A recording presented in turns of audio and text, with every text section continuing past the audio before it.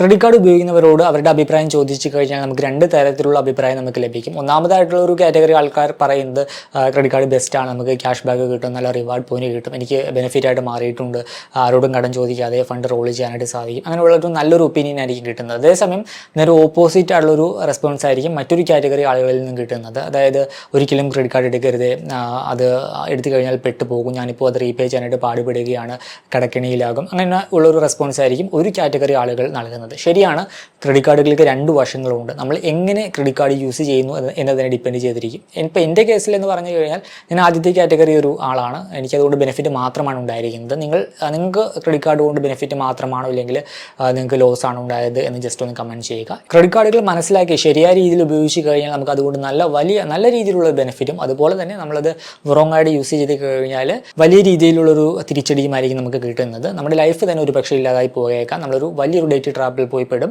നമുക്കത് റീപേ ചെയ്ത് അത് മുന്നോട്ട് വരാനായിട്ട് നല്ല ബുദ്ധിമുട്ടായിരിക്കും. ക്രെഡിറ്റ് കാർഡുകളിലേക്ക് ഇൻട്രസ്റ്റ് റേറ്റ് ആണ് കാരണം, വളരെ ഉയർന്ന ഇൻട്രസ്റ്റ് റേറ്റ് ആണ് ക്രെഡിറ്റ് കാർഡുകളുടേത്. 40% മുതൽ 45% വരേക്കാണ് annual interest rate. So repay ചെയ്യാൻ പറ്റാത്തൊരു സാഹചര്യം വന്നു കഴിഞ്ഞാൽ മുന്നോട്ട് പോകുന്തോറും ഈ പലിശ കൂടി വലിയ എമൗണ്ട് ആയിട്ട് മാറും. നമ്മൾ ചെറിയ എമൗണ്ട് വെച്ചാണ് അടക്കുന്നതെങ്കിൽ വർഷങ്ങൾ കൊണ്ടായിരിക്കും നമുക്കത് റീപേ ചെയ്ത് തീർക്കാനായിട്ട് സാധിക്കുക. സോ വലിയൊരു ഡെറ്റ് ട്രാപ്പിൽ പോയി പെടും. ഏറ്റവും കൂടുതൽ ഇൻട്രസ്റ്റ് ഉള്ള ഒരു ഫൈനാൻഷ്യൽ ഇൻസ്ട്രുമെൻ്റ് ആണ് ക്രെഡിറ്റ് കാർഡുകൾ. സോ ക്രെഡിറ്റ് കാർഡുകൾ സൂക്ഷിച്ച് കൈകാര്യം ചെയ്യേണ്ട ഒരു ഫൈനാൻഷ്യൽ പ്രൊഡക്റ്റ് ആണ്. ഇപ്പോൾ ക്രെഡിറ്റ് കാർഡുകളുടെ ഗുണം ദോഷങ്ങളിലേക്ക് വന്നു കഴിഞ്ഞാൽ അതുകൊണ്ട് പ്രശ്നങ്ങൾ ഉണ്ടായിട്ടുള്ളവരാണ് കൂടുതലും. വേൾഡ് വൈഡ് നോക്കിക്കഴിഞ്ഞാൽ ക്രെഡിറ്റ് കാർഡ് ഡെറ്റാണ് കൂടുതൽ, അല്ലാതെ ക്രെഡിറ്റ് കാർഡ് കൊണ്ട് ബെനിഫിറ്റ് ഉണ്ടാക്കിയവരല്ല കൂടുതൽ. അത് വളരെ ചെറിയ പെർസെൻറ്റേജ് മാത്രമാണ് അതുകൊണ്ട് ബെനിഫിറ്റ് ഉണ്ടാക്കുന്നത്. ബാക്കി എല്ലാവർക്കും ക്രെഡിറ്റ് കാർഡ് കൊണ്ട് പ്രശ്നങ്ങൾ മാത്രമാണ് ഉണ്ടായിട്ടുള്ളത്. നോക്കിക്കഴിഞ്ഞാൽ അമേരിക്ക, സൗത്ത് കൊറിയ, അങ്ങനെ ഏത് രാജ്യങ്ങൾ നോക്കിക്കഴിഞ്ഞാലും ക്രെഡിറ്റ് കാർഡ് ഡെറ്റ് വളരെ ഉയർന്നതാണ്. ക്രെഡിറ്റ് കാർഡ് ഡെറ്റ് ഇങ്ങനെ കൂടി വരികയാണ്.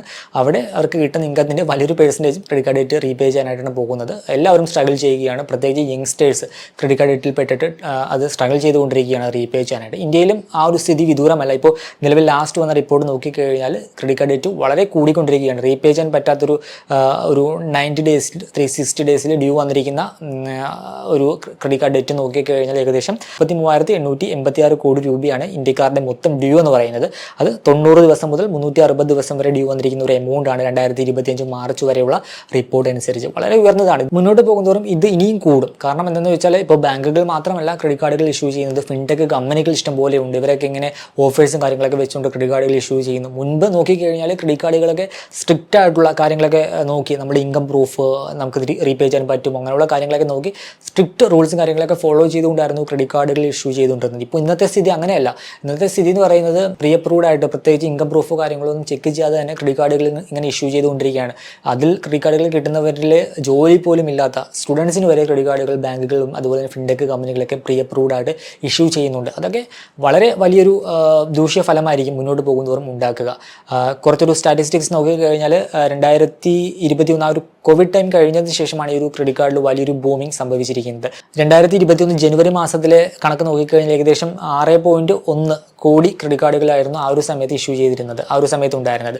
ഇപ്പോൾ നിലവിൽ 2025 മെയ് വരെയുള്ള റിപ്പോർട്ട് നോക്കിക്കഴിഞ്ഞാൽ ഏകദേശം 11.11 crore ക്രെഡിറ്റ് കാർഡുകളാണ് ഇപ്പോൾ നിലവിൽ ആക്റ്റീവ് ആയിട്ടുള്ളത്. സോ ഡബിൾ ആയിട്ടുണ്ട്. ക്രെഡിറ്റ് കാർഡുകളുടെ എണ്ണം ഏകദേശം ഡബിളായി മാറിയിട്ടുണ്ട്. അതുപോലെ തന്നെ ക്രെഡിറ്റ് കാർഡിൻ്റെയൊക്കെ ഒരു സ്പെൻഡിങ് നോക്കിക്കഴിഞ്ഞാൽ 2021 ജനുവരിയിൽ ടോട്ടൽ സ്പെൻഡ് എന്ന് പറയുന്നത് ഏകദേശം 64,737 കോടി രൂപയായിരുന്നുവെങ്കിൽ അത് 2025 മാർച്ച് ആയപ്പോഴേക്കും 1.89 lakh crore ഒരു സ്പെൻഡിങ്ങിലേക്ക് ഉയർന്നിട്ടുണ്ട്. മുന്നോട്ട് പോകുന്തോറും റീപേ ചെയ്യാൻ പറ്റാതെ ഡ്യൂ ആയിട്ട് മാറുന്ന ഡെറ്റും കൂടും. സോ ക്രെഡിറ്റ് കാർഡ് എടുക്കുന്നവർ അത് സൂക്ഷിച്ച് ഉപയോഗിക്കുക. ക്രെഡിറ്റ് കാർഡ് കൊണ്ട് ബെനിഫിറ്റ് ഉണ്ടാക്കാം, ആദ്യം പറഞ്ഞ രീതിയിൽ റിവാർഡ് പോയിന്റ്, ക്യാഷ് ബാക്ക്, പിന്നെ ആരോടും നമുക്ക് കടം വാങ്ങേണ്ട, ഒരു പീരീഡിൽ നമുക്ക് ഇൻട്രസ്റ്റോ കാര്യങ്ങളോ ഒന്നും കൊടുക്കാതെ ഫണ്ട് റോൾ ചെയ്യാനായിട്ട് കിട്ടും. അങ്ങനെ കുറേ അധികം ബെനിഫിറ്റുകൾ ക്രെഡിറ്റ് കാർഡുകൾക്കുണ്ട്. പക്ഷേ ക്രെഡിറ്റ് കാർഡ് അത് കറക്റ്റായിട്ട് യൂസ് ചെയ്യാൻ എല്ലാവരെ കൊണ്ടും പറ്റില്ല. ഓരോരുത്തരുടെയും ഡിസിപ്ലിൻ, ലൈഫിലെ ഡിസിപ്ലിനൊക്കെ ഡിപ്പെൻഡ് ചെയ്തിരിക്കും. ഇപ്പോൾ ഓവർ സ്പെൻഡിങ് ഹാബിറ്റൊക്കെ ഉള്ളവരാണെങ്കിൽ ക്രെഡിറ്റ് കാർഡ് അവർക്ക് ഗുണകരമായിട്ട് മാറില്ല. അവർ തോന്നുന്ന പോലെ സ്പെൻഡ് ചെയ്യും, റീപേ ചെയ്യാൻ പറ്റാതെ ഡെറ്റിൽ പോയി പെടുകയായിരിക്കും ചെയ്യുന്നത്. നിങ്ങൾ ക്രെഡിറ്റ് കാർഡ് ഉപയോഗിച്ച് ഡ്യൂ വന്നു, നിങ്ങൾക്ക് റീപേ ചെയ്യാൻ പറ്റാത്തൊരു സ്ഥിതി വന്നു കഴിഞ്ഞാൽ അതെങ്ങനെയെങ്കിലും റീപേ ചെയ്യുക. പിന്നെ ആ ഒരു ക്രെഡിറ്റ് കാർഡ് യൂസ് ചെയ്യരുത്. ക്ലോസ് ചെയ്ത് ക്രെഡിറ്റ് കാർഡ് ആ ഒരു ലൈഫിൽ നിന്നും എക്സിറ്റ് ആകുന്നതാണ് എന്തുകൊണ്ടും നല്ലത്. ഇല്ലെങ്കിൽ മുന്നോട്ട് പോകുന്തോറും നിങ്ങൾക്ക് വലിയൊരു ഡെറ്റ് ട്രാപ്പിൽ പോയി പെടാനുള്ള സാധ്യതയായിരിക്കും കൂടുതൽ. നമുക്ക് റീപേ ചെയ്യാൻ പറ്റാത്തൊരു സാഹചര്യത്തിൽ കുറേ അധികം ആളുകൾ മൾട്ടിപ്പിൾ ക്രെഡിറ്റ് കാർഡുകൾ എടുത്തിട്ട് റോൾ ചെയ്ത് റീപേ ചെയ്യുന്നവരുണ്ട്. എത്രയോ തുകയാണ് നിങ്ങൾ വെറുതെ സർവീസ് ചാർജായിട്ടും ഇൻട്രസ്റ്റ് ഒക്കെ ആയിട്ട് ബാങ്കിന് കൊടുക്കുന്നത്. നിങ്ങൾ അതൊന്നും കാൽക്കുലേറ്റ് കാൽക്കുലേറ്റ് ചെയ്ത് നോക്കിക്കഴിഞ്ഞാൽ ഇയർലി നിങ്ങൾ അധ്വാനിച്ചുണ്ടാകുന്ന പൈസയുടെ ഭൂരിഭാഗം പോകുന്നത് ബാങ്കിൻ്റെ ഈ പറഞ്ഞ രീതിയിലുള്ള സർവീസ് ചാർജിലേക്കും അതുപോലെ തന്നെ ഈ ഒരു പലിശയിലേക്കൊക്കെ ആയിരിക്കും. നിങ്ങൾ പ്രോപ്പറായിട്ടൊന്ന് പ്ലാൻ ചെയ്ത് നിങ്ങൾ മറ്റേതെങ്കിലും രീതിയിൽ ഫണ്ട് കണ്ടെത്തി ക്രെഡിറ്റ് കാർഡ് ഡേറ്റൊക്കെ ക്ലോസ് ചെയ്ത് ക്രെഡിറ്റ് കാർഡും ക്ലോസ് ചെയ്ത് എക്സിറ്റ് ആവുന്നതാണ് എന്തുകൊണ്ടും നല്ലത്. ഒരു തവണ മനസ്സിലാക്കി കഴിഞ്ഞാൽ നിങ്ങൾക്ക് പറ്റാത്തൊരു പ്രൊഡക്റ്റാണ് ക്രെഡിറ്റ് കാർഡ് എന്ന് മനസ്സിലാക്കി കഴിഞ്ഞാൽ എങ്ങനെയെങ്കിലും ഫണ്ട് കണ്ടെത്തി ആ ഒരു ഡേറ്റിൽ നിന്നും എക്സിറ്റ് ആവുക, പിന്നീട് ക്രെഡിറ്റ് കാർഡ് യൂസ് ചെയ്യാതിരിക്കുക.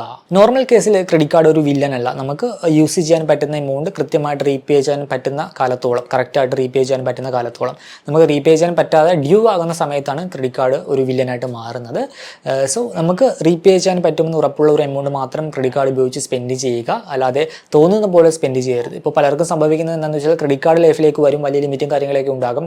അപ്പോൾ അവരുടെ ലൈഫ് സ്റ്റൈൽ മാറും. അവർക്ക് സ്പെൻഡിങ് പവർ ഉണ്ട്, ക്രെഡിറ്റ് കാർഡ് ഉപയോഗിച്ച് സ്പെൻഡ് ചെയ്യാനായിട്ട് സാധിക്കും. ഇന്ന സാധനം വാങ്ങണമെന്ന് തോന്നിക്കഴിഞ്ഞാൽ അത് വാങ്ങാം. കയ്യിൽ നമ്മുടെ ആക്ച്വൽ എമൗണ്ട് ഇല്ല, ആക്ച്വൽ പണം നമുക്കില്ലെങ്കിലും ക്രെഡിറ്റ് കാർഡിൽ പണമുണ്ട്, നമുക്കത് ഉപയോഗിച്ച് സ്പെൻഡ് ചെയ്യാം. ആ ഒരു സമയത്ത് അത് റീപേ ചെയ്യുന്നതിനെ പറ്റി പോലും ആരും ചിന്തിക്കില്ല, അത് തിരിച്ചടക്കാൻ സാധിക്കുമോ എന്നൊന്നും ചിന്തിക്കില്ല. ഒരു പക്ഷേ ആ ഒരു വ്യക്തിയുടെ ഇൻകം അതിനനുസരിച്ചില്ലായിരിക്കും. ആ ഒരു എമൗണ്ട് റീപേ ചെയ്യേണ്ട ഒരു സമയം വരുമ്പോഴായിരിക്കും റീപേ ചെയ്യാൻ പറ്റാതെ അത് മിനിമം ഡ്യൂ എമൗണ്ടൊക്കെ അടച്ച് മുന്നോട്ട് പോവുകയും അവസാനം ഒരു ഡേറ്റ് ട്രാപ്പിൽ പോയി പിടിക്കുകയും ചെയ്യുന്നത്.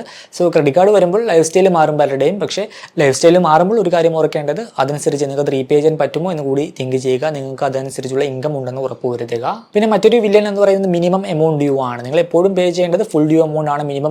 മിനിമം എമൗണ്ട് ഡ്യൂ അടച്ച് മുന്നോട്ട് പോയി കഴിഞ്ഞാൽ അറ്റ് ദ എൻഡ് എന്ന് പറയുന്നത് ഒരു ഡെറ്റ് ട്രാപ്പ് ആയിരിക്കും. ഇതിനെപ്പറ്റി നമ്മളൊരു ഡീറ്റെയിൽ വീഡിയോ ചെയ്തിട്ടുണ്ട്, ലിങ്ക് ഐ ബട്ടണിൽ ആഡ് ചെയ്യുന്നുണ്ട്. എല്ലാവരും ആ ഒരു വീഡിയോ കൂടി കാണുക.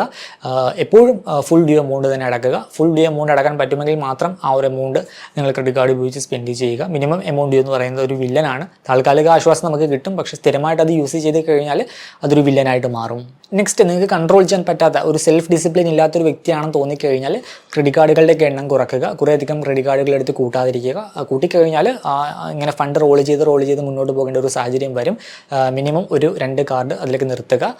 പിന്നെ ചെയ്യേണ്ട ഒരു കാര്യം എന്താണെന്ന് വെച്ചാൽ ക്രെഡിറ്റ് കാർഡുകളുടെ ലിമിറ്റ് കംപ്ലീറ്റ് ആയിട്ട് യൂസ് ചെയ്യാതിരിക്കുക. നിങ്ങൾ തന്നെ ഒരു ലിമിറ്റ് വെക്കുക, നിങ്ങളുടെ ഇൻകത്തിനനുസരിച്ച് ഒരു ലിമിറ്റ് സെറ്റ് ചെയ്യുക. എന്നിട്ട് ആ ഒരു എമൗണ്ട് വരെ മാത്രം മാക്സിമം സ്പെൻഡ് ചെയ്യുക. അതാകുമ്പോൾ നിങ്ങൾക്ക് ഇൻകം വരുമ്പോൾ, നിങ്ങൾക്ക് വരുമാനം കിട്ടുമ്പോൾ നിങ്ങൾക്ക് അത് റീപേ ചെയ്യാനായിട്ട് സാധിക്കും. ഇല്ലാതെ കൺട്രോൾ ഇല്ലെങ്കിൽ നിങ്ങൾക്ക് വരുമാനം കുറവ്, നിങ്ങളുടെ ക്രെഡിറ്റ് കാർഡ് ലിമിറ്റ് കൂടുതലാണെങ്കിൽ നിങ്ങൾക്ക് കൺട്രോൾ ഇല്ലാതെ സ്പെൻഡ് ചെയ്ത് കഴിഞ്ഞാൽ റീപേ ചെയ്യാൻ പറ്റാതെ ഡെറ്റ് ട്രാപ്പിൽ പോയി പെടും. സോ ആ ഒരു കാര്യം ശ്രദ്ധിക്കുക.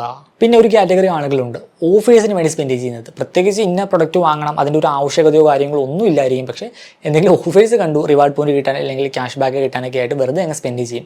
അങ്ങനെയൊക്കെ സ്പെൻഡ് ചെയ്യുന്നവരാണെങ്കിൽ ഓവറോൾ നോക്കുമ്പോൾ ലോസ് ആയിരിക്കും. നമുക്ക് റിവാർഡ് പോയിന്റ് കിട്ടി, ക്യാഷ് ബാക്ക് കിട്ടി, പക്ഷേ വാങ്ങിയ പ്രൊഡക്റ്റ് കൊണ്ട് നമുക്ക് ഉപയോഗമോ കാര്യങ്ങളൊന്നും ഇല്ലായിരിക്കും. അറ്റ് ദ എൻഡ് നോക്കുവാൻ നേരത്ത് അതുകൊണ്ട് നമുക്ക് ലോസ് മാത്രമായിരിക്കും ഉണ്ടാകുക. സോ അങ്ങനെ സ്പെൻഡ് ചെയ്യുന്നവരും ഒന്ന് ശ്രദ്ധിക്കുക. പിന്നെ ഒരു ആവശ്യമില്ലാതെ വെറുതെ ലൈഫ് ടൈം ഫ്രീ ആയിട്ട് കിട്ടിയതുകൊണ്ട് ക്രെഡിറ്റ് കാർഡ് എടുത്ത് കീപ്പ് ചെയ്യാതിരിക്കുക. ആവശ്യമുണ്ടെങ്കിൽ മാത്രം ക്രെഡിറ്റ് കാർഡുകൾ ഓപ്റ്റ് ചെയ്യുക. എപ്പോഴും ബെറ്റർ ക്രെഡിറ്റ് കാർഡുകൾ അതുപോലെ തന്നെ ലോണുകളൊക്കെ ലൈഫിൽ നിന്നും ഒഴിവാക്കുന്നതാണ് എന്തുകൊണ്ടും നല്ലത്. നമുക്ക് പീസ്ഫുള്ളായിട്ട് ജീവിക്കാനായിട്ട് സാധിക്കും. ഇപ്പോൾ ക്രെഡിറ്റ് കാർഡൊക്കെ എടുത്തു കഴിഞ്ഞാൽ നമുക്ക് അതുവരെ നമ്മൾ പീസ്ഫുള്ളായിട്ട് പോകുന്ന ഒരു വ്യക്തിയായിരിക്കും. അതൊക്കെ എടുത്തു കഴിഞ്ഞാൽ നമ്മുടെ ലൈഫ് സ്റ്റൈൽ മാറി പിന്നെ നമ്മൾ പോയി പെടുന്ന ഒരു ഡെറ്റ് ട്രാപ്പിലേക്കായിരിക്കും. സോ ആവശ്യമില്ലാതെ ക്രെഡിറ്റ് കാർഡുകളൊന്നും എടുക്കാതിരിക്കുക. ലോൺ പ്രൊഡക്റ്റുകളോടൊക്കെ എപ്പോഴും നോ പറയുന്നതാണ് എന്തുകൊണ്ടും നല്ലത്. പിന്നെ ക്രെഡിറ്റ് കാർഡ് യൂസ് ചെയ്യുന്നവർ ക്രെഡിറ്റ് കാർഡ് വ്യക്തമായിട്ട് മനസ്സിലാക്കുക. നിങ്ങൾ എടുക്കുന്ന ക്രെഡിറ്റ് കാർഡിൻ്റെ ചാർജുകൾ, അതിൻ്റെ ടേംസ് ആൻഡ് കണ്ടീഷൻസ്, അതുപോലെ തന്നെ അതിൻ്റെ ബില്ലിംഗ് ഒരു പീരീഡ്, ഡ്യൂ ഡേറ്റ്, അങ്ങനെയുള്ള ക്രെഡിറ്റ് കാർഡ് എങ്ങനെ പ്രോപ്പറായിട്ട് യൂസ് ചെയ്യാം എന്നതിനെപ്പറ്റി വ്യക്തമായിട്ട് മനസ്സിലാക്കുക. അതിനുശേഷം മാത്രം ക്രെഡിറ്റ് കാർഡ് യൂസ് ചെയ്യുക. അല്ലാതെ ഇപ്പോൾ ഒരു എമൗണ്ട് സ്പെൻഡ് ചെയ്തു എപ്പോഴാണ് റീപേ ചെയ്യേണ്ടതെന്ന് കൂടി അറിയാതെ ക്രെഡിറ്റ് കാർഡ് യൂസ് ചെയ്യുന്നവരുണ്ട്. ബില്ല് ജനറേറ്റ് ചെയ്യുന്നതിൻ്റെ തലേ ദിവസം പോയിട്ട് സ്പെൻഡ് ചെയ്തിട്ട് ഇനിയും ഒരു 45 ദിവസം കിട്ടുമല്ലോ, അവർ പറഞ്ഞത് നമ്മൾ സ്പെൻഡ് ചെയ്ത് നമുക്കത് റീപേ ചെയ്യാനായിട്ട് 45 മുതൽ 48 ദിവസം വരെ കിട്ടുമെന്നാണ് പറഞ്ഞത്. അങ്ങനെ തിങ്ക് ചെയ്യുന്നവരുണ്ട്. പക്ഷേ അങ്ങനെയൊന്നും അല്ല. ക്രെഡിറ്റ് കാർഡിന് ഒരു പ്രോപ്പർ ഒരു വർക്കിംഗ് മെത്തേഡ് ഉണ്ട്. നമ്മുടെ സ്റ്റേറ്റ്മെന്റ് പീരീഡ് സ്റ്റാർട്ട് ചെയ്യുമ്പോൾ ആദ്യത്തെ ഡേയിൽ നമ്മൾ സ്പെൻഡ് ചെയ്താൽ മാത്രമേ നമുക്ക് അവർ പറയുന്ന ഒരു 45 ദിവസം മുതൽ 47 ദിവസം വരെ നമുക്ക് ആ ഒരു കാലാവധി നമുക്ക് റീപേ ചെയ്യാനായിട്ട് കിട്ടുകയുള്ളൂ. അതേസമയം നമ്മുടെ ബില്ല് ജനറേറ്റ് ആകുന്നതിൻ്റെ തലേ ദിവസം കൂടി സ്പെൻഡ് ചെയ്ത് കഴിഞ്ഞാൽ നമുക്ക് അവർ പറയുന്ന 45 ദിവസമൊന്നും കിട്ടുകയില്ല. നമ്മൾ സ്പെൻഡ് ചെയ്ത് പിറ്റേ ദിവസം ബില്ല് ജനറേറ്റ് ആയി കഴിഞ്ഞാൽ പിന്നെ നമുക്ക് ഒരു 15 മുതൽ 18 ദിവസം വരെ മാത്രമേ ആ ഒരു സാവകാശം കിട്ടുകയുള്ളൂ. സോ എങ്ങനെയാണ് ക്രെഡിറ്റ് കാർഡ് വർക്ക് ചെയ്യുന്നത് എന്നൊക്കെ പ്രോപ്പറായിട്ട് മനസ്സിലാക്കിയിരിക്കുക. ഈ ഒരു വീഡിയോ ഇഷ്ടമാണെന്ന് കരുതുന്നു. മറ്റൊരു വീഡിയോയിൽ മറ്റൊരു ടോപ്പിക്കുമായി കണ്ടുമുട്ടാമെന്ന പ്രതീക്ഷയോടുകൂടി